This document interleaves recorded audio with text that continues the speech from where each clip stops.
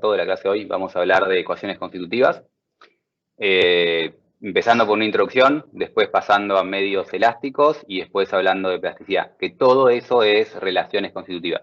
O sea, en pantalla están viendo muchos más ejemplos de los que acabo de decir. Existen infinitas ecuaciones constitutivas, así que vamos a ver algunos casos particulares y empezar a hacer una introducción un poco más general de lo que ven en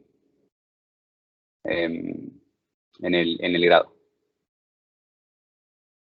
Recapitulando un poco lo que vimos en las clases anteriores, en realidad de la semana pasada, es que estamos viendo lo que es mecánica de medios continuos, y lo que es mecánica de medios continuos se divide justamente en lo que es cinemática, que cinemática era desplazamientos, deformaciones, cómo se relacionaban estas cosas, y que fue un poco la parte más dura de lo que fue la clase de la semana pasada, y probablemente más dura de lo que es ahora, porque la parte cinemática es bastante abstracta y bastante arbitraria. En el grado generalmente el desplazamiento está claro lo que es, pero cuando vemos esto en una materia normal nos dicen lo que es la deformación como si la deformación de un sólido fuese algo específico, claro, y lo mismo en todos los casos. Y la realidad es que a qué llamamos deformación cambia según qué queremos estudiar. Y por eso fue medio complicada la clase anterior. ¿Qué es una deformación? Todo el mundo lo sabe. Ahora, ¿cómo medir esa deformación? Existen muchas formas de medirla. Vimos el tensor de Green-Lagrange, pero es una forma de medir grandes deformaciones. Como les dije rápidamente, cuando quieren hacer la relación inversa, en vez de usar lagrangiana, usar una descripción euleriana, había otro tensor de deformación. Y cuando quieren hacer otros planteos para grandes deformaciones en metales, se suele usar una relación logarítmica. Como que hay muchas formas de medir deformaciones. No existe una deformación. Y por eso fue medio complicado este tema. Porque justamente no es algo tan sencillo como es esto y listo. Y empecé a dar vueltas con que está relacionado con el gradiente de U, pero no es el gradiente de U, está relacionado con este tensor gradiente de deformaciones, pero no es el tensor gradiente de deformaciones. Está relacionado con todas esas cosas y hay diferentes formas de medirlo. Pero, recapitulando y resumiendo, cuando vemos cinemática, vemos solo deformación y desplazamiento. No vemos qué le pasó al sólido aparte de su deformación y su desplazamiento. Cuando pasamos a tensiones, vemos la tensión que tiene el sólido en el estado final y no vemos qué le pasó con su deformación. La tensión es simplemente qué fuerza por unidad de superficie, dicho mal y pronto, tiene ese sólido. Una tensión no es una fuerza por unidad de superficie, porque justamente el tensor de tensiones es una entidad tensorial de segundo orden, entonces es más que simplemente una fuerza por unidad de superficie. Fíjense que una fuerza es un vector y el tensor de tensiones es un tensor de segundo orden. Entonces es algo más que una fuerza, pero básicamente está vinculado a eso, a la fuerza que tendría cada plano interno de mi sólido. Y cuando vimos tensiones y nada relacionado a qué deformación generó esa tensión o qué tensión generó esa deformación. Y estos dos mundos son mundos separados. Las ecuaciones de balance, que lo di y lo voy a dejar en el video de YouTube porque es un poco más relativo, es un par de restricciones que tiene nuestro sólido para justamente tensiones y deformaciones. No puedo tener cualquier deformación, no puedo tener cualquier tensión. La ecuación de balance es la que me dice qué límites tiene que tener estas cosas. Y cuando di tensiones, a la gente que no vio este video, cuando di tensiones, al principio dije, básicamente, el tensor de tensiones, perdón, al revés, el vector, dije que el vector ρ era el tensor de tensiones por la normal, y si lo decíamos bien, el vector ρ, nuestro vector tensión, era la normal por el tensor de tensiones. Dije, esto es la definición del tensor de tensiones, así se define el tensor de Cauchy. y listo. Ahí terminaba tensiones. Y después me puse a hacer una serie, bueno, recapitulemos lo que es la teoría clásica del equilibrio de tensiones, que me decía que el tensor era simétrico, del teorema de Cauchy, perdón, el equilibrio de tensiones, que me decía cómo que el gradiente de sigma era la fuerza volumétrica, que me daba el equilibrio, y después el teorema de Cauchy, que me decía que ese tensor era simétrico. Eso que había dado dentro de lo que es estática, no era estática. Estática es simplemente la ecuación que les puse ahí. Ecuación de equilibrio y teorema de Cauchy son en realidad ecuaciones de balance. Se suelen dar dentro de lo que es la parte estática, porque son ecuaciones de balance sobre la estática. Pero la realidad es que son ecuaciones de balance, no es teoría de tensiones. Y así como hay ecuaciones de balance sobre la estática, que son estos que dije recién, que tiene que cumplir el equilibrio, que tiene que ser simétrico por conservaciones de energías o conservaciones de entidades físicas, valores físicas, magnitudes físicas. También hay ecuaciones de balance que tiene que cumplir mi cinemática, como que conserve su masa. La conservación de masa es algo que tiene que cumplir cuando se deforma mi sólido. No se puede deformar y perder masa. Todo eso son ecuaciones de balance. Entonces, de forma resumida, cinemática, cómo se relaciona el desplazamiento con la deformación. Tensiones, cómo se relaciona la fuerza que le aplico con la tensión que tiene.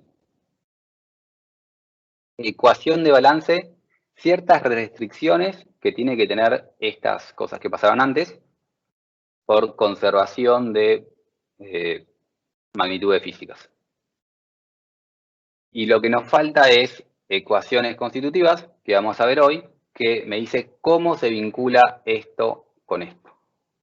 Porque yo dije hace un rato que la cinemática y la estática son mundos separados, pero todos sabemos que están relacionados. Si yo le aplico una fuerza, se va a deformar. Y entonces son mundos separados, pero algo me lo vincula. Y lo que me lo vincula son las ecuaciones constitutivas, que vamos a empezar a hablar hoy.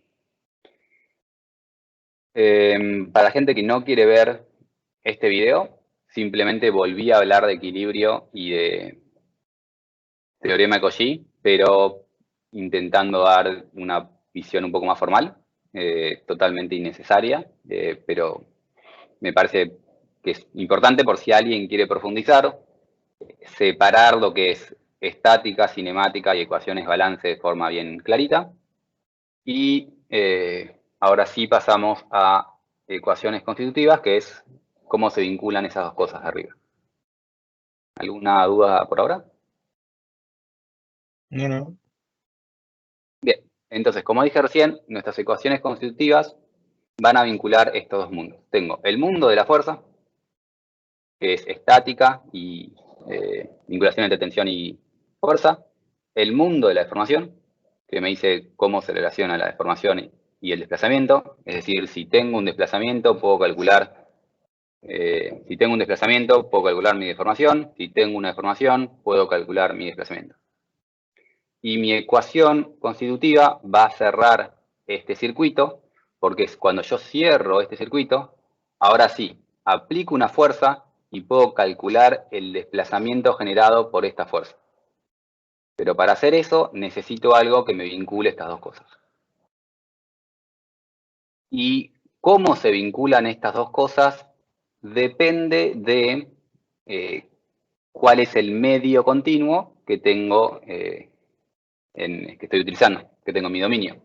Porque si yo tengo un metal, no es lo mismo que si yo tengo un fluido viscoso. Siempre va a haber una ecuación constitutiva que me vincule esto, y en particular, si me vincula tensión con deformación, es una ecuación constitutiva mecánica, porque vincula la parte mecánica de mi continuo. Y si yo tengo un metal, no es lo mismo que si yo tengo una madera, y no es lo mismo que si yo tengo un plástico, que si yo tengo un chicle. Pero siempre hay alguna ley constitutiva que me vincula a estas dos cosas. El término ecuación constitutiva es un poco más general que simplemente tensión con deformación. Cuando quieren calcular flujo de calor, la ley que explica cómo es esa difusión de calor es una ecuación constitutiva para difusión térmica. Entonces, la palabra ecuación constitutiva es simplemente un término que se utiliza para las ecuaciones que me dicen cómo es el comportamiento de ese material.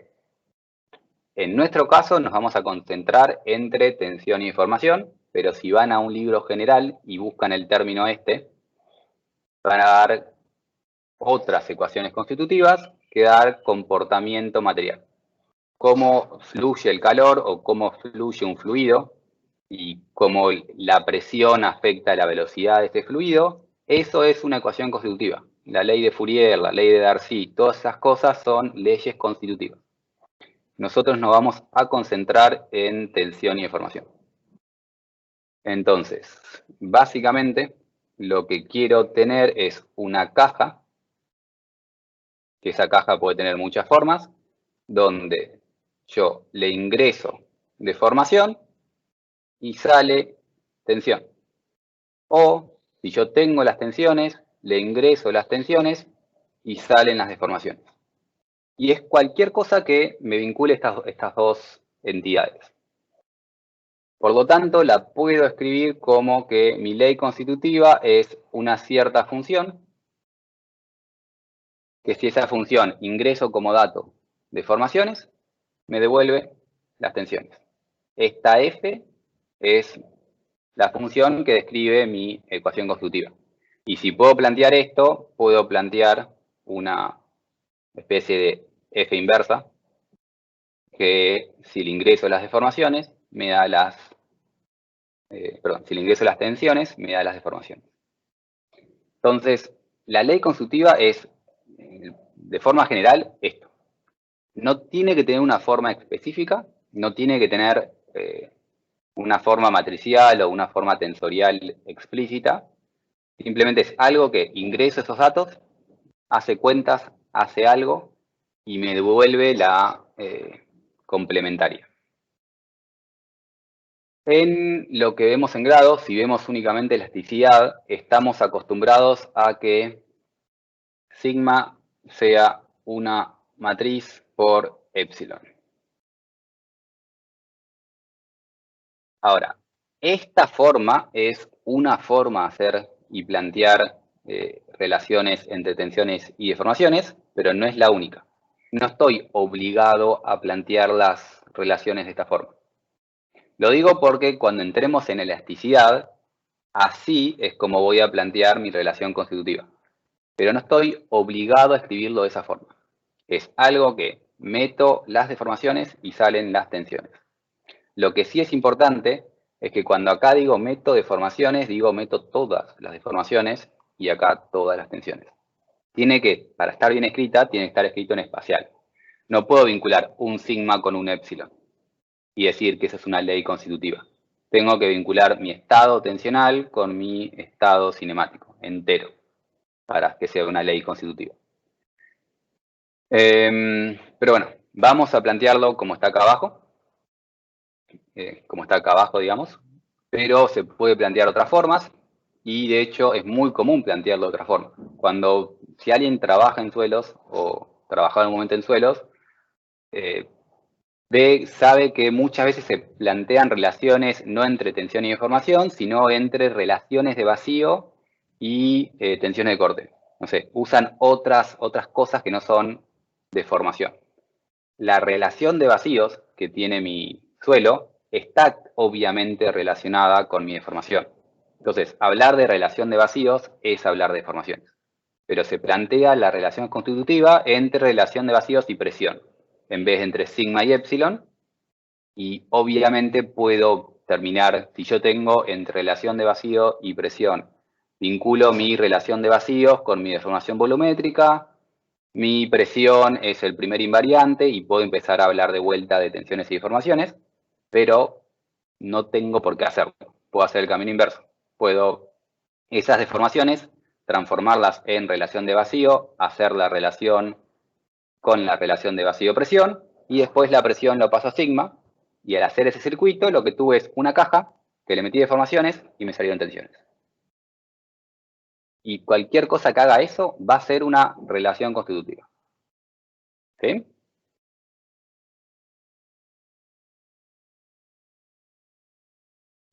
Entonces pasemos, para empezar con algo, con un caso sencillo, que es una barra de acero tracción, que todo el mundo conoce. Tengo una barra, esta barra es una barra conocida, conozco su longitud, o la mido, conozco su diámetro y si no lo mido, le pongo la prensa arriba, la prensa abajo, lo agarro bien para que no se mueva y empiezo a aplicar una carga de tracción. Y cuando aplico esa carga de tracción, mi barra se empieza a estirar y lo que yo calculo es la carga total que aplica arriba con una celda de carga y el desplazamiento que tiene la parte de arriba. Tengo una barra y yo mido la carga que tiene y el desplazamiento que tiene. Mido una fuerza y un desplazamiento. Y después, felizmente, de ese resultado de ese ensayo, saco un módulo de elasticidad y una tensión de fluencia. Beta S lo vamos a usar para tensión de fluencia.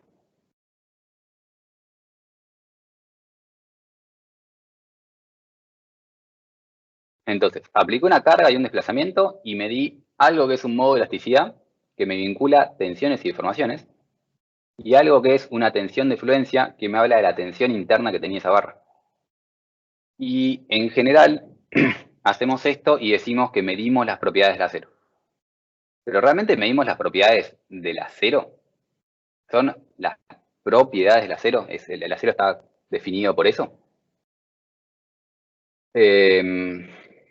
Lo que tenemos que recordar es que esto es una barra, esto es un sólido, y que el sólido es un sólido entero, es un volumen, mide una carga, mide un desplazamiento, y yo hago esto porque quiero tener un comportamiento entendible que puedo llegar a utilizar. Es decir, la razón que hicimos esto es porque en nuestra mente tenemos este comportamiento idealizado, donde la relación entre tensión y deformación del acero es una recta hasta mi tensión de fluencia y a partir de ahí una recta horizontal. Tenemos esto en nuestra mente y como tenemos esto en nuestra mente, vamos a buscar E y mi beta S. Entramos cejados, entramos a medir las propiedades del acero midiendo lo que queremos medir y no preguntándole al acero qué le pasa.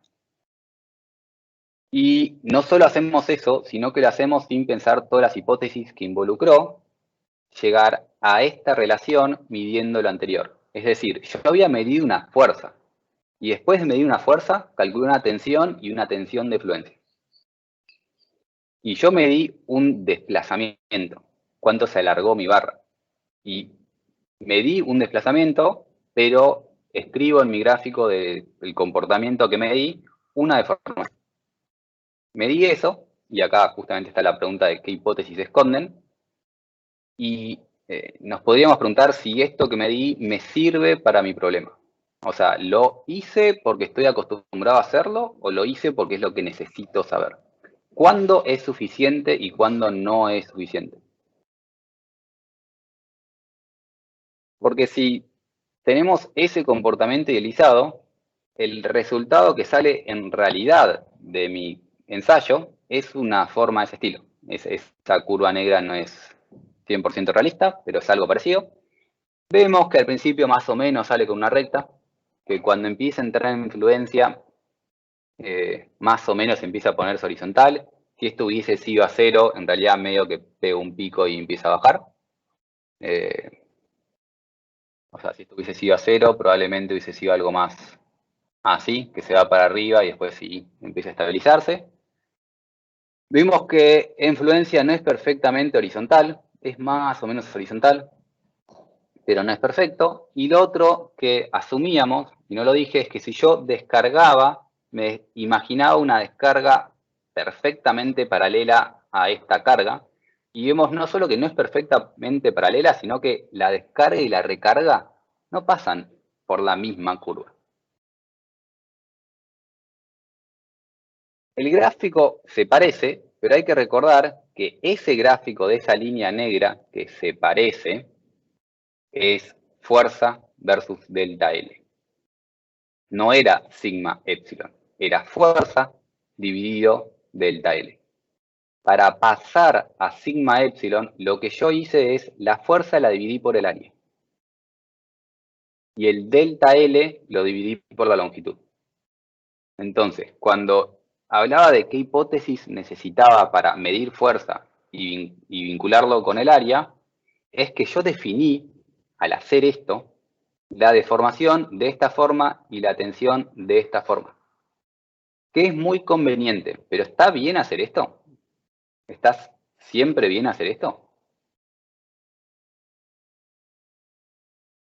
Y es una pregunta no, ahí sí no es retórica. Hasta ahora, por lo que habíamos visto en el grado, estaba bien. No sé. Y en función de lo que vimos la semana pasada no, la clase pasada, Y bueno, o sea, en lo que es tensión ya el área hay que ver qué área, porque a medida que se va deformando, esa área va cambiando. acá yo puse A0 y generalmente lo que hacemos es, como yo medí inicialmente el diámetro, tomo Está bien. el área del diámetro que medí. La realidad es que si empiezo a tener grandes deformaciones, ese diámetro me empieza a cambiar. Entonces no puedo felizmente tomar el área inicial en cualquier tipo de problema que yo tenga. Por eso esa área no se va a mantener constante, digamos, o sea, obviamente no se mantiene constante, pero bueno, va a influir en esa tensión. Claro, exactamente. Y Está lo bien. otro es que lo mismo con la longitud, porque la longitud no solo cambia, sino que cuando todo el mundo asumo que vio un ensayo a cero y sabe lo que pasa cuando empiezo a entrar en fluencia con mi barra a cero. Cuando digo estricción, alguien se asusta y no recuerda lo que era. Sí, sí. Bien, si todo el mundo recuerda lo que era, justamente cuando empecé a estirar mi barra, eventualmente en cierto lugar empieza la estricción, y si empieza la estricción, no solo se me achicó ese área, sino que en esa zona se me concentró mis deformaciones. Esa parte se va a estirar más que el resto de la barra. Y si yo hago esto, estoy asumiendo que toda la barra se estira lo mismo, porque todo el Ah, desplazamiento lo reparto comúnmente en toda mi longitud. Y la realidad es que acá tengo una concentración. Ahí se me está localizando mi deformación. Entonces, felizmente, hago estas relaciones y muchas veces me olvido qué implican esas relaciones. Pero lo hacemos porque es cómodo, porque es fácil y porque nos permite utilizar justamente el principio de superposición de efectos. El principio de superposición de efectos lo único que nos dice es que el efecto de la suma de las causas es igual a la suma de las causas por separado. Eso no es un principio. Eso es la definición de un sistema lineal. Es decir, el principio de superposición de efectos, que todo el mundo le pone la palabra principio, no es un principio, es algo que sucede si mi sistema es lineal. Y si todo mi sistema es lineal, entonces puedo superponer efectos. No es una ley que tiene mi problema, es algo que sucede porque es lineal mi problema. Y hay dos formas de que sea lineal mi problema. O que realmente sea lineal o que yo fuerce esa linealización. Y cuando yo hice lo anterior, de decir sigma igual P dividido una constante, que era el área inicial, y decir que epsilon es delta L dividido otra constante, que era mi L0, al hacer eso, inventé un sistema lineal, porque estas relaciones las genero yo. No, el acero no conoce esas relaciones, la barra no conoce matemática, esas relaciones las generé yo. Yo linealicé mi problema, dándome cuenta o no dándome cuenta, y al linealizar mi problema, puedo plantear superposición de efectos. Y hay tres linealidades que en realidad estoy metiendo. La primera es la que dijimos recién. Tomamos un área constante para que la relación entre fuerza y tensión sea lineal. Tomamos la longitud total y la longitud inicial constante para que ahora la deformación y el desplazamiento sea lineal. Y lo otro que hago para poder usar superposición de efectos es que la relación entre mi tensión y mi deformación sea lineal. Y entonces los solemos relacionar con este módulo de elasticidad y plantear una relación lineal entre tensión y deformación. Y nuevamente, así como yo decidí hacer esto, y yo decidí hacer esto, y no es algo que hace mi barra o tiene mi barra, yo decidí hacer esto. Si sirven estas linealizaciones o no, es algo que tenemos que decidir nosotros. Pero lo que es seguro es que no es una propiedad del problema. Es una decisión que yo usé. Que puede ser útil, que puede ser representativa o puede no ser. Pero es algo que decidimos y adoptamos nosotros. Entonces, decidimos generalmente usar elasticidad lineal porque nos permite simplificar el problema. Porque si tengo un sistema lineal, si y solo si tengo un sistema completamente lineal, entonces la ecuación de abajo nos dice que la suma de las causas, el efecto de la suma de las causas es la suma de los efectos por separado. Y puedo calcular lo que me genera una fuerza, lo que me genera otra fuerza, y después sumarlos, y no estoy obligado a buscar una función conjunta de esas cosas. Eso no es un principio, es algo que sucede si tengo un sistema matemático lineal. Y si yo esfuerzo esa linealización, entonces logro poder aplicar superposición de efectos. ¿Preguntas? Bien. Si no hay preguntas, entonces yo ¿qué hice? Linealicé mi problema. Adopté ciertas hipótesis que lograron simplificar mi problema. No tuve en cuenta el efecto de esto que decía, que se localizaban deformaciones, no tuve en cuenta que se cambiaba mi área, no tuve en cuenta un montón de cosas, pero linealicé mi problema. Ahora, cuando hice eso y después dije que sigma es E por epsilon, y dense cuenta obviamente que si vinculo esto de esta forma, adentro de ese sigma está la hipótesis esta, adentro de ese epsilon está la hipótesis esa. Es un cero eso. Cuando hice esto, ¿puedo decir que medí la propiedad del material?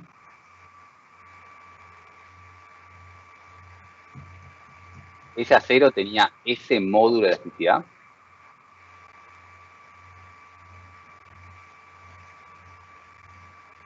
En realidad tiene algo parecido a eso, no exactamente eso, Exactamente. Entonces, pero que me sirve medianamente. ese módulo de elasticidad o módulo de Young que yo calculo no es una propiedad del acero. No es como la densidad. La densidad del acero es una propiedad porque no cambia, es lo que pesa mi acero. Claro. Ese O sea, módulo es una relación que inventamos, digamos, nosotros. es un parámetro de un modelo que yo generé.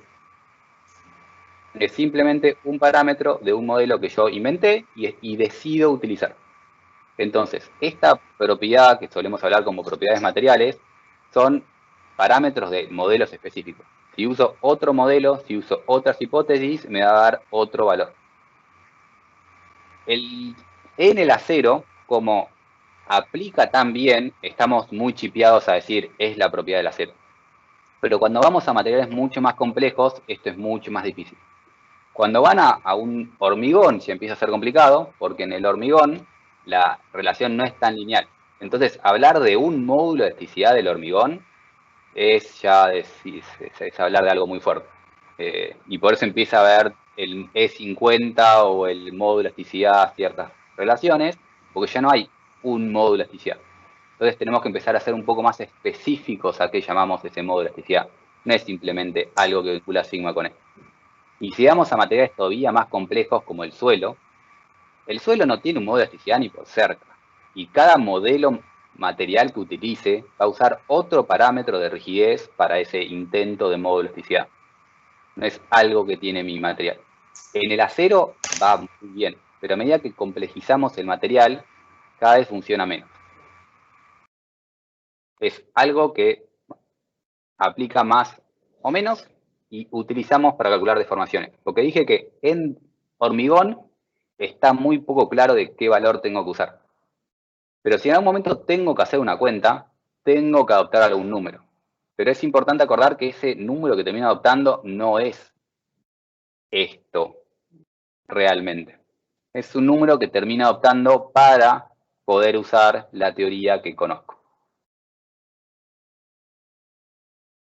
Entonces, cuando decía qué hipótesis escondía la cuenta o qué hipótesis escondía esta relación, eran todas las que me permiten usar ese principio, y vamos a poner grandes comillas. Y si esto sirve o no sirve, va a depender de nuestro problema. Es decir, si nuestro problema va a estar en pequeñas deformaciones y lejos de la fluencia, probablemente sirva, porque en este rango, de ahí para abajo, en ese rango, no voy a tener mucho cambio en el área, no voy a tener mucho cambio en la localización, no voy a estar cerca de fluencia, la relación entre fuerza y desplazamiento termina siendo bastante una recta, entonces esas linealizaciones me van a servir un montón y van a dar un buen resultado. Eso quiere decir que si mi problema es, por ejemplo, una barra de acero en una estructura de hormigón, como estoy generalmente en ese rango, va a servir un montón. La estructura de hormigón no la calculamos para que empiece a fluir esa barra de acero. Entonces, en esa barra de acero va a servir esta hipótesis y no tengo que buscar algo más complicado en el caso de acero. Pero si tengo ese mismo acero, el mismo material, y quiero hacer un enchapado, que en el enchapado tengo que meter deformaciones plásticas importantes, y quiera eso modelarlo usando estas hipótesis, probablemente me lleve a resultados erróneos. Porque al tener grandes deformaciones plásticas, voy a empezar a tener fenómenos que no estoy teniendo en cuenta si uso todas estas linealizaciones. Entonces voy a tener que usar algo más, algo distinto, algo mejor, porque tengo un problema más complicado. Entonces, si las hipótesis andan o andan, depende del problema, y eso quiere decir implícitamente que el modelo material que yo utilice para el mismo material no depende del material, depende del material y del problema. No existe un modelo material para hacer. Cada problema me lleva a usar una distinta relación constitutiva para un mismo material. ¿Alguna pregunta?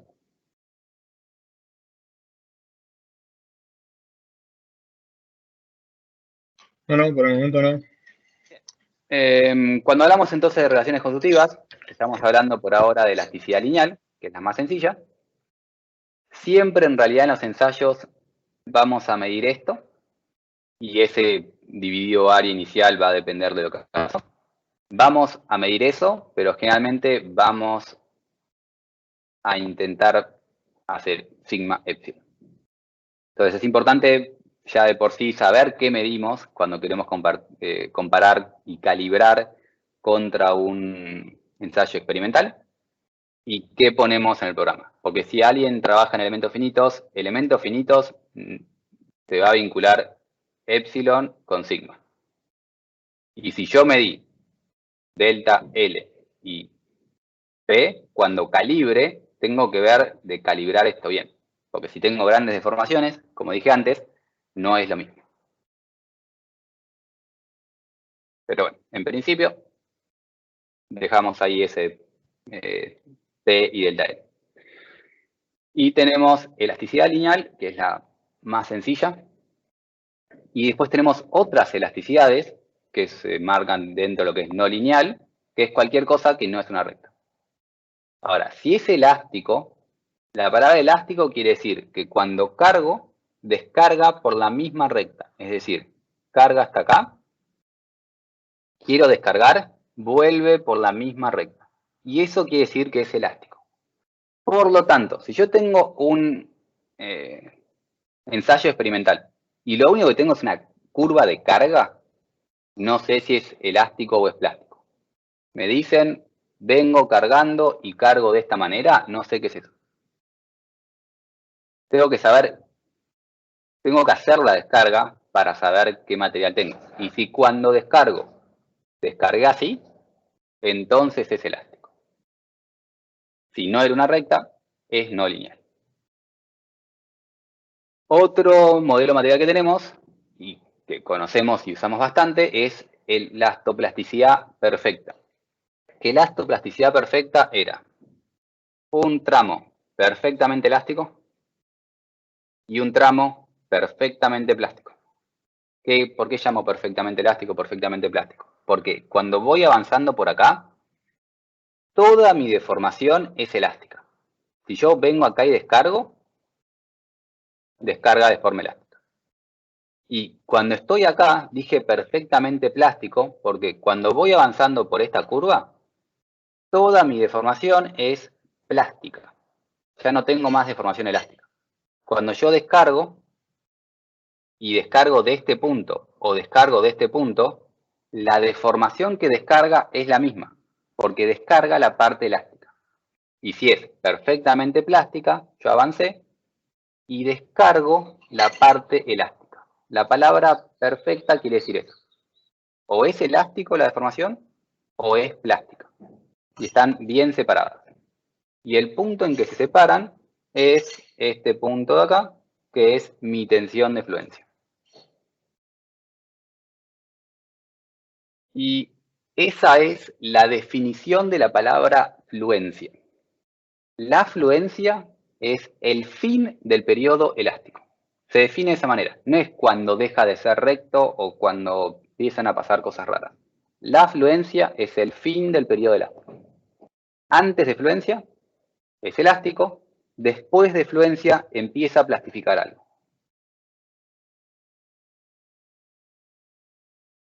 Así como tengo algo perfectamente elastoplástico, tengo elastoplasticidad no perfecta, que es cuando no está tan claro si la deformación es elástica o plástica. Y hay dos casos. El material con endurecimiento o hardening, en inglés, y ablandamiento o softening.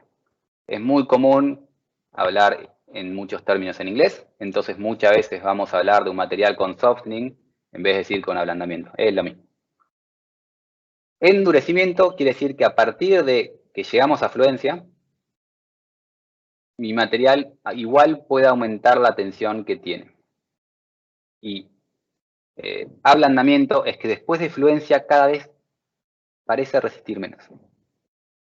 Lo que pasa en realidad es que yo llego a fluencia, y inicialmente fluencia vale esto, y lo vamos a ver tal vez más adelante, y cuando tengo endurecimiento va a empezar a aumentar mi tensión de fluencia. Porque yo sigo el camino del endurecimiento, y sigo hasta acá. Yo descargo, y vuelvo a cargar, y cuando vuelvo a cargar, mi nuevo beta S vale S. Lo que sucedió es que la tensión de fluencia empieza a aumentar, y por eso se llama endurecimiento. Cada vez tengo una fluencia más alta. Ablandamiento es justamente lo contrario. Primero resiste 200, y a medida que empiezo a deformarlo, resiste 190, 180, 170, cada vez resiste menos carga, y por eso ablanda. Pero Y eso con el acero fíjense, no pasa, ¿o sí? el acero, lo vamos a ver dentro de un rato, déjame terminar esto, y si pasa. Fíjense que si estas dos pendientes son las mismas, cuando voy con otro punto, cuando estoy en este valor, esto es mi deformación elástica. ¿Sí? ¿Todo el mundo lo ve eso? Sí, sí. Esa Sí. es. Cuando yo avancé y llegué a este valor, esa es.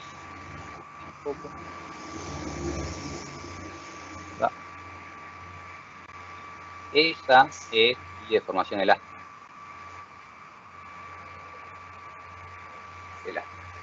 ¿Sí? Es decir, llegué a fluencia, seguí avanzando y como descargué con la misma pendiente, terminé teniendo más deformación elástica. Si tuve más deformación elástica, quiere decir que en este trayecto aumentaron mis deformaciones plásticas y aumentaron mis deformaciones elásticas. Las dos van cambiando y por eso deja de ser perfecto. Empiezo a tener deformación plástica y elástica a medida que avanzo por esa rama que endurece. ¿Se entiende? Si quiero modelar eso, es muy complicado y por eso intentamos evitarlo. ¿Qué pasa en el acero, ya que me preguntan el acero?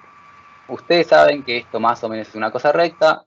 Antes de llegar a fluencia, tiene un pequeño pedacito no lineal, mete un pico hasta que estabiliza y el tema de las dislocaciones. La primera dislocación, que es la parte plástica, cuesta un poco más, pero apenas acomoda al principio, empieza cada vez a acomodar más fácil y empieza a tener algo más horizontal, pero eventualmente esto empieza a ser así. Es decir, tiene un tramo que no endurece, que es esta parte, durante ese trayecto no endurece, pero después acá empieza a tener endurecimiento. El acero endurece, solo que tenés que deformarlo bastante para llegar a ese endurecimiento. O sea, esto está totalmente fuera de escala. Esta longitud es mucho más grande que esta longitud. Pero bueno, eventualmente, tuk, hasta que termina de dislocar, se acomoda todo, y cuando se acomodó todo, ya no tiene dislocaciones para generar esa fluencia, y vuelve a cada vez tomar más carga, y ahí endurece. Obviamente todas estas cosas se definen en realidad por el comportamiento microscópico que tienen los materiales. Lo vemos desde afuera y creemos que es un medio continuo homogéneo y todo muy lindo, y la realidad es que ningún material es homogéneo. El hormigón todo el mundo sabe que no es homogéneo porque tenés piedra y cemento a la vista. Pero vos ves el acero y decís, eso es un material homogéneo. Lo ves con una lupa y decís, es un material homogéneo. Pero está compuesto por cristales. No es homogéneo una vez que vamos suficientemente adentro. Y estos comportamientos son todos comportamientos que se pueden explicar con esa estructura.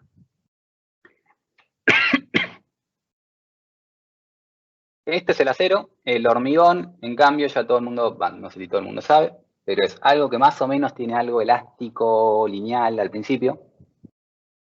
Y después ya más o menos a la mitad de la tensión de fluencia. Digo todo más o menos no porque no sé el número exacto, sino que también cada hormigón tiene un comportamiento distinto. El hormigón es piedra, arena y plasticola. No podemos esperar que tenga un comportamiento igual siempre. Entonces, es más o menos lineal, empieza a tener una curva y después, en función de qué tenemos, bueno, empezará a caer de cierta forma. Esto es un endurecimiento, porque la fluencia la tengo acá abajo. Claramente, si yo descargo desde acá, voy a tener deformaciones plásticas. Entonces, empezó a plastificar. Entonces, por ahí abajo tengo fluencia y después tengo endurecimiento y eventualmente tengo ablandamiento, porque empieza a caer mi resistencia. Y en algún lugar del medio tengo un pico. Y eso sería hormigón. Suelos, generalmente depende si tiene cohesión o no cohesión. Si tenemos cohesión, podemos tener un pedacito más o menos elástico. Pero la realidad es que es una curva, siempre. Y depende si está compactado o no compactado, bueno, tendrá una forma de ese estilo o tendrá una forma de ese estilo, pero siempre es una curva. Si tengo cohesión, puedo llegar a decir que, bueno, acá tengo un pedacito elástico. Pero bueno, esto nuevamente puede tener endurecimiento y puede tener ablandamiento si tiene esa caída al final, que se da en hormigones compactados con baja relación de vacío, porque empieza a expandirse. Como está todo apretado, cuando empieza a expandirse, eso genera ese ablandamiento. Bien. ¿Alguna otra pregunta o seguimos hablando de otras relaciones constitutivas? No, por ahora todo claro. Bien. Entonces Vamos. tenemos lineal. ¿Alguien está hablando? No, decía que sigamos nomás. Dale. Elástico lineal, el elástico no lineal, empezamos a hablar de plasticidad y tenemos endurecimiento o ablandamiento. Tenemos materiales que trabajan más o menos como perfectamente plásticos, que se asumen que no se deforman en absoluto hasta cierto valor y empiezan a deformarse, y la realidad es que no sucede, nada es perfectamente rígido, pero hay ciertos materiales que la deformación plástica es tan, pero tan grande que complica nuestras vidas intentar hacer, bueno, es algo así, muy rígido, y después empieza a deformar. Si este pedacito es muy chiquitito para nuestro problema, puedo adoptar directamente un material perfectamente rígido plástico. Nuevamente, el material no es rígido plástico, el modelo es rígido plástico y puede aplicar a ciertos materiales para ciertos problemas. No existen materiales de ninguna de estas cosas. Ningún material va a ser elastoplástico, ni elástico, ni rígido plástico. Son los modelos materiales. Y después yo elijo qué modelo quiero usar en función de qué quiero modelar. Entonces, rígido plástico es cuando quiero no modelar la parte elástica porque es poca significativa y directamente empieza a plastificar. Y obviamente si esto descarga, carga vertical para abajo, porque no tiene parte elástica. Deforma por perfectamente plástico y si vuelvo a deformar tengo que llegar a la carga y perfectamente plástico. Y evito la parte esta elástica al comienzo porque no es significativa y complica mucho mi cuenta. O sea, si yo tengo que meter algo muy, muy rígido y después algo muy, muy flexible, es muy difícil de que eso converja a un buen resultado. Y después tenemos todo el mundo de lo que es viscoso.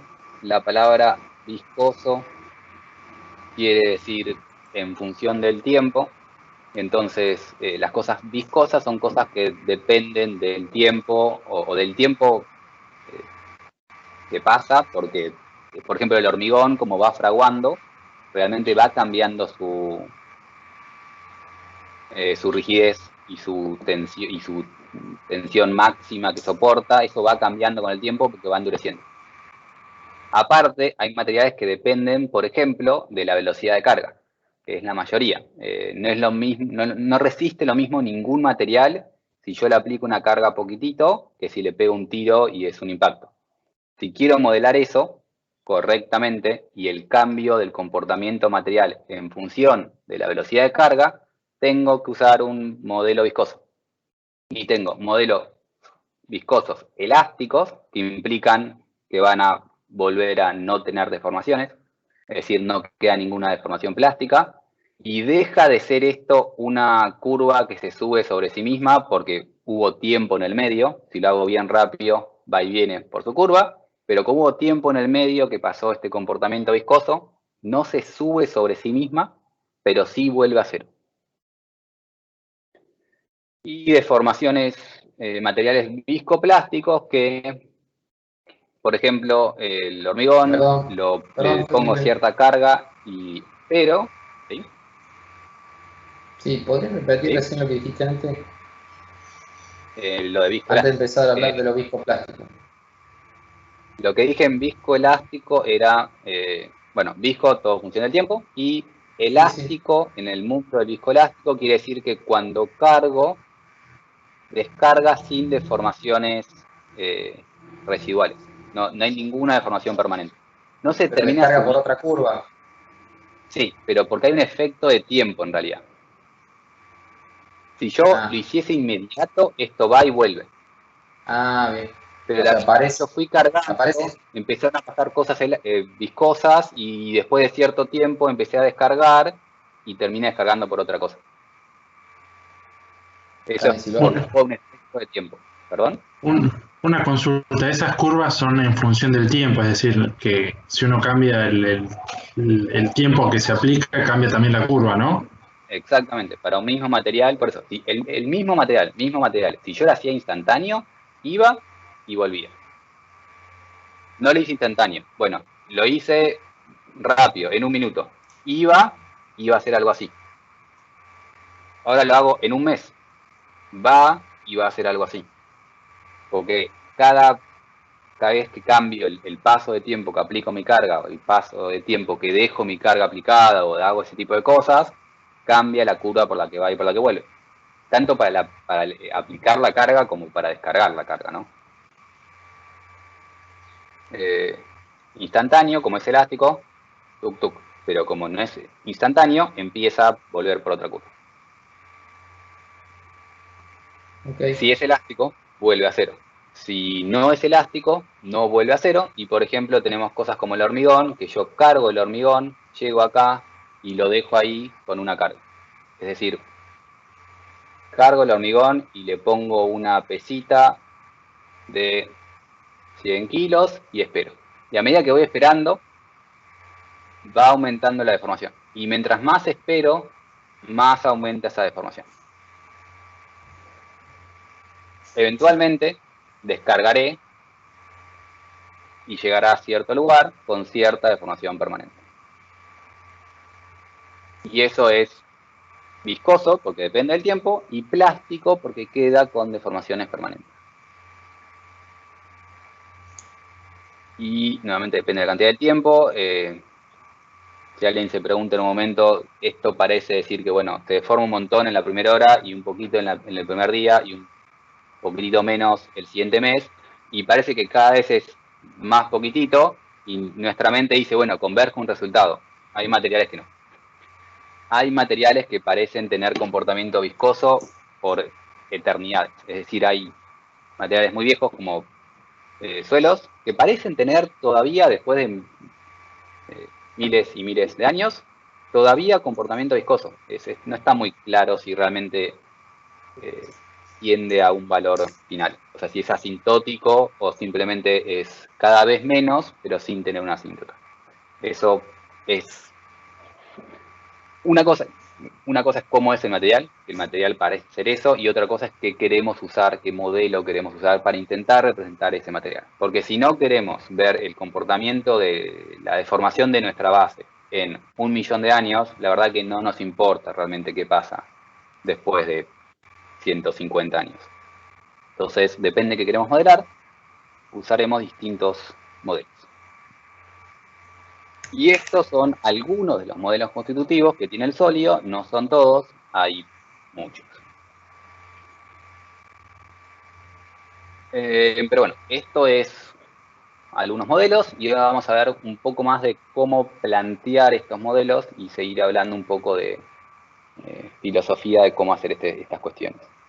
¿Había una duda de esto, de lo anterior?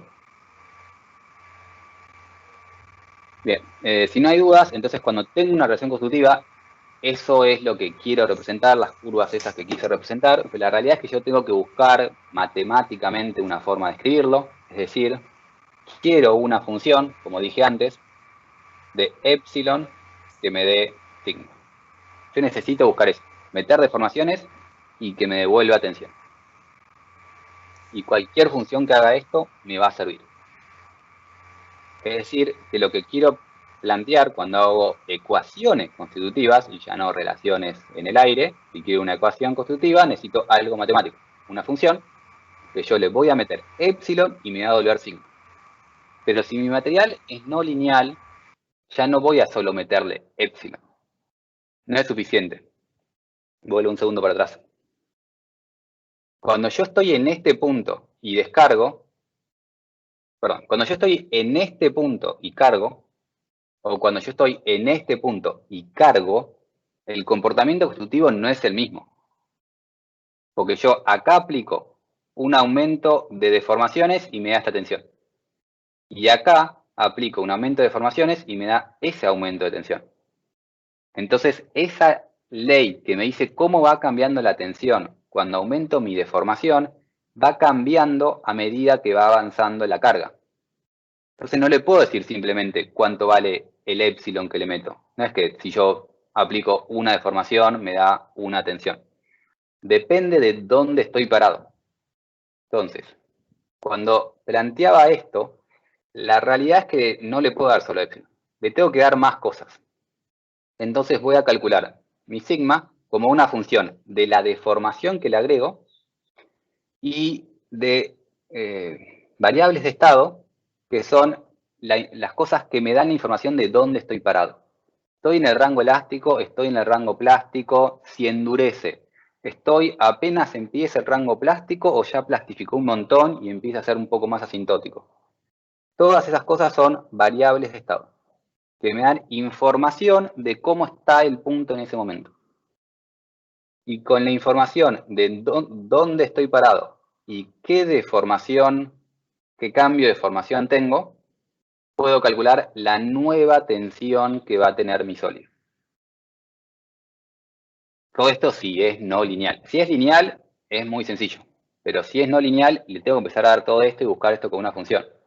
Cuando queremos modelar hormigón no lineal o suelos, que suelos no es posible no hacerlo no lineal, porque siempre es una curva, cuando quiero modelar esos materiales, voy a tener que darle al programa una función y el programa necesita saber en dónde está parado el punto, qué incremento de formación tiene y con esto hace alguna cosa en su caja negra y me devuelve la tensión.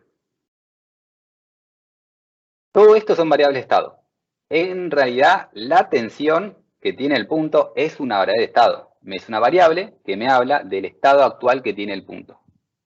En muchos libros o en muchos lugares, el problema es que como la tensión es la variable de estado, la ponen por separado y hablan de tensión y por separado de las otras variables de estado. Entonces, generalmente las separan, pero la realidad es que todo esto son variables de estado. Me dicen información actual de su punto. Información relevante del punto, que realmente necesito para mi modelo constitutivo. Porque todo, hay un montón de cosas que tiene mi punto en ese momento, pero variables de estado son no solo información que tiene el punto, sino información que voy a usar en mi modelo constitutivo que tiene el punto. Y después me actualiza el modelo constitutivo no solo la nueva tensión, sino que me tiene que seguir guardando estas variables de estado. Porque si mi relación constitutiva depende de la cantidad de formación plástica que yo tengo, como justamente pasa acá, esta curva claramente va cambiando su tangente a medida que deforma más. La manera de plantear esto es decir, bueno, voy guardándome y cuánto tiene de deformación plástica en cada estado, y eso es mi variable estado. ¿Cuál es la deformación plástica que tiene mi punto? Acá tiene, en ese punto, tiene esa deformación plástica. Cuando avanzó acá, ahora tiene esa deformación plástica. Y eso es una variable estado que tengo que ir actualizando. Entonces, la función constitutiva me dice cómo es mi nueva tensión y cómo evolucionó mi variable estado. Matemáticamente es esto. No es necesariamente algo que signo igual un valor por epsilon. Es una función que hace todo esto. Bien, ahora, lo que vamos a llamar parámetros materiales, ya sabemos que el parámetro material de un material no es un parámetro del material, es un parámetro material de nuestro modelo constitutivo. Pero voy a llamar parámetro a los valores que son constantes y no cambian. ¿Y qué es un parámetro o qué no es un parámetro? Va a depender de qué modelo quiero usar. Parámetro no cambia, siempre es el mismo. Variable de estado varía con el estado. Y simplemente eso. Si cambia, es una variable. Si no cambia, es un parámetro. Y depende de qué quiero usar. Porque si yo estoy haciendo elasticidad lineal, el señor que me vincula epsilon con sigma, ese señor es constante. Porque justamente elegí una relación lineal. Ahora, si hago elasticidad no lineal, el señor que me vincula epsilon con sigma es una variable. Entonces, el señor que me vincula estas dos cosas no es ni un parámetro ni una variable. Depende de mi modelo. Si es lineal, es parámetro. Si es no lineal, es una variable. ¿Cómo calculo esta variable? Es generalmente usando ciertos parámetros. O sea, tengo que definir si no es lineal, cómo varía.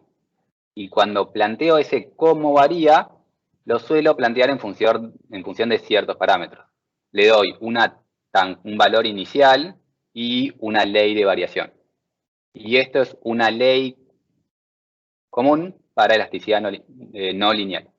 A medida que aumenta sigma, me cambia K, entonces la rigidez depende de la tensión, y en función de cuánto vale este M, cómo cambia este K. Si este M lo hago variar entre 0 y 1, puedo buscar una curva que me convenga para representar la variación de K. Entonces, nuevamente, tengo que definir parámetros y tengo que definir variables de estados. Cómo varían esas cosas va a depender de mi modelo constructivo. Entonces, en lo que es la filosofía de modelos constitutivos, parámetros o variables de estados, todo esto depende de qué quiero modelar. Yo tengo un problema. Inicialmente tengo un problema, que es el problema físico. El enchapado de cierta cosa. Ese es el problema que quiero resolver. Cuando quiero resolver eso, voy a aplicar una teoría.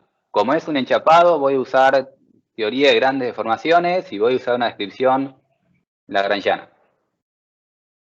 Ahora, tengo que buscar un modelo material.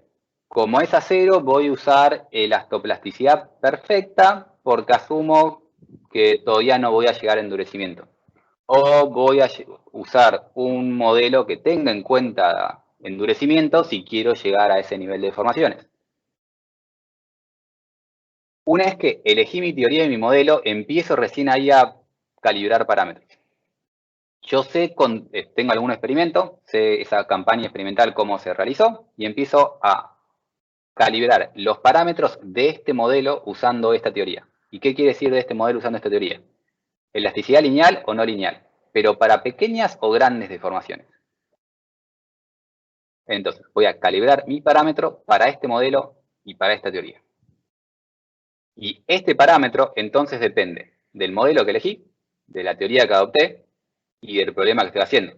Y obviamente del material, porque si esto es acero o madera, es acero. Quiero creer que elijo otro modelo, pero si llego a usar el mismo modelo material, el parámetro para la madera y para el acero va a ser otro.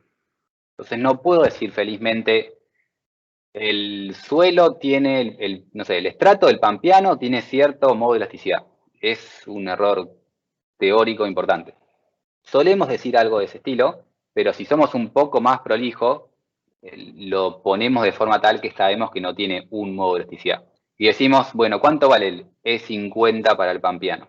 Y al decir E50 ya estamos hablando de que es el módulo de elasticidad para la mitad de la tensión máxima, y empezamos a hablar un poco más correctamente. Porque no existe un parámetro del material. Y ese E50 esconde de fondo un modelo, porque existen modelos que usan ese E50.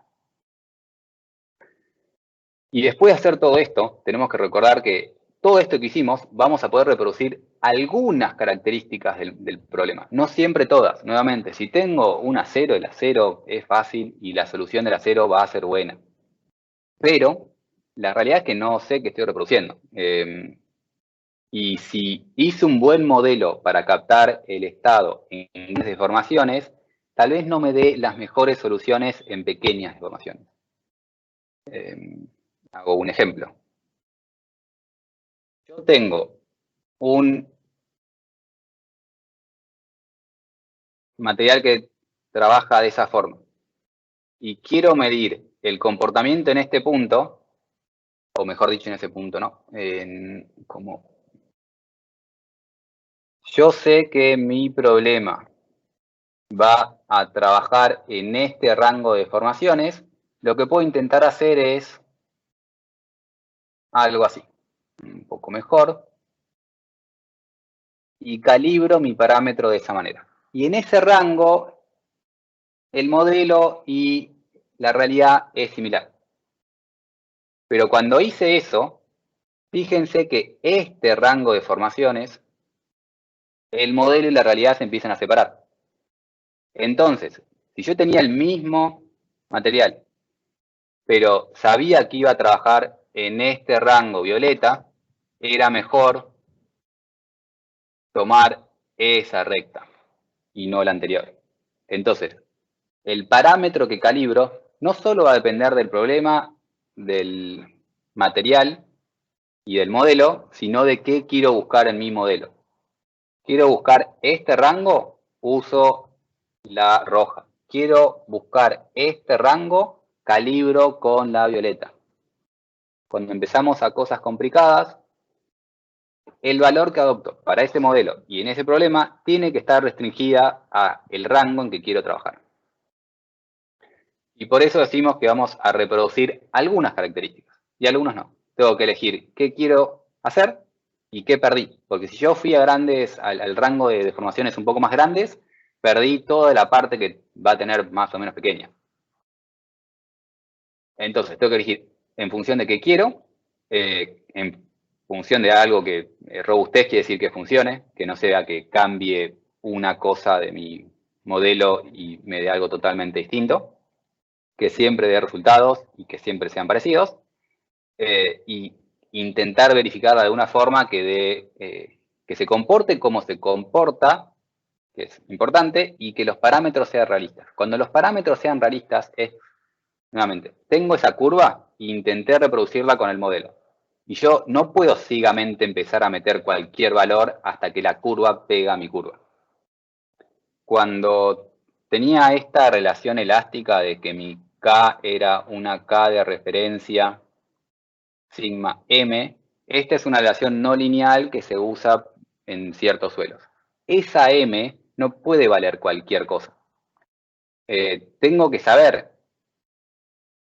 qué es esto, para qué se inventó, para después saber que M en realidad varía entre 0,5 y 1.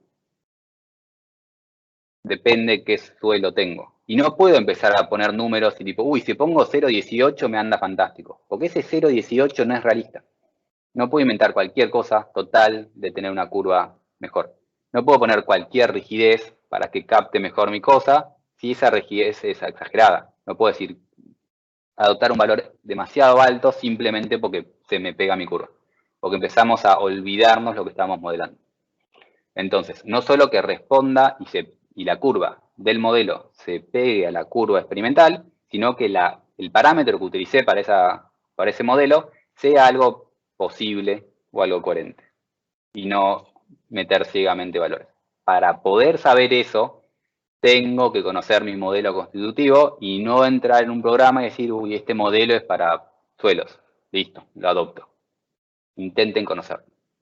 Pero bueno, todo eso lleva mucho más complejidad. ¿Preguntas?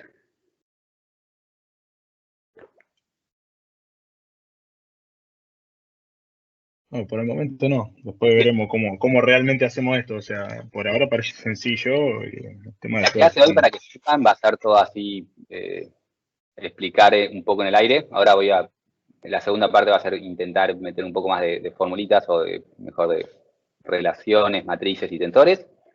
No muy complejo, pero la mayoría de la clase de hoy, lo que quiero que se lleven de todo esto es la idea general de estas cosas, y que si alguien llega a hacer un modelo material o utilizar un modelo material, que no toquen botones ciegamente y intenten pensar lo que esconde por detrás. Aplica más que nada a la gente que trabaja con elementos finitos, porque cuando agarran el programa de elementos finitos, el software de elementos finitos viene con un montón de cosas precargadas. Y ustedes pueden empezar a apretar botones, y apretan un botón y hace grandes deformaciones. Pero ¿qué pasó? Calibraron su modelo pensando pequeñas deformaciones, y después en el modelo apretaron el botón de grandes deformaciones. Es incoherente. Entonces, intentar pensar eso si hay gente que se va a dedicar realmente a eso.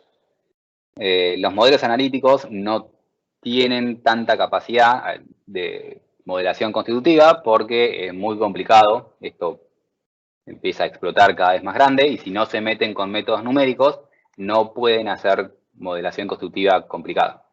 Pero bueno, la gente que empieza a hacer eso, no tocar ciegamente.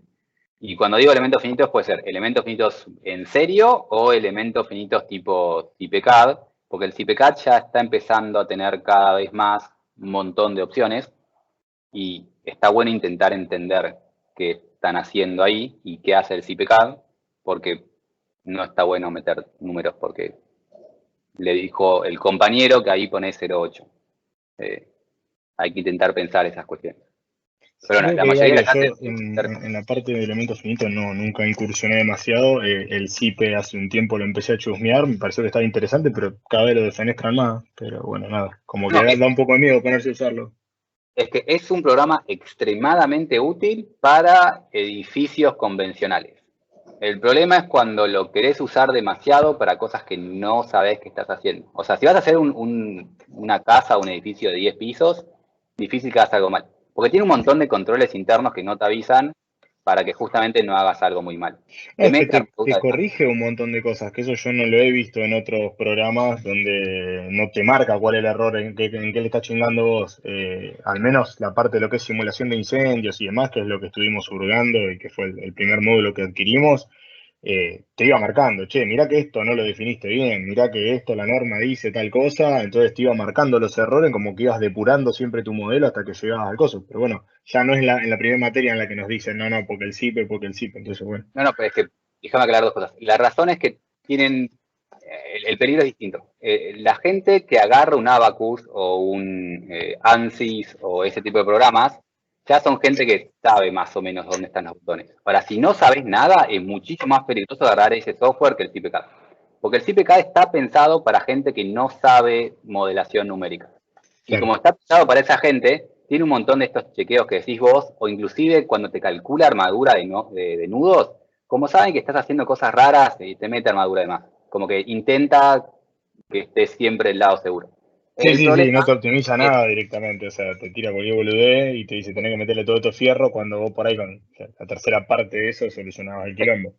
y no te deja elegir muchas cosas, que por eso no me gusta a mí el CIPCAD, no porque te dé mal resultado, sino que decide por vos las cosas, para que, asumiendo que no sabes nada, empieza a decidir, y a mí me molesta, tipo, si yo ya sé qué estoy haciendo, déjame. Claro, déjame laburar tranquilo. Pero bueno, el CIPE para hacer ese tipo de cosas, excelente. Si querés hacer cosas más complicadas, es mejor aprender el tema bien y después usar un programa bueno. Pero sí, para que tengas una idea, los programas en serio no tienen unidades. Porque cuando vos pones una longitud, vos sabés la longitud que estás usando. Y si adaptás metros en el primer instante, está todo en metros. Y no te equivoques, porque no te va a avisar. Asume que vos sabés lo que estás haciendo. Los programas más serios. Más serios no, perdón, más complejos. No, la palabra no es serio. Más avanzados.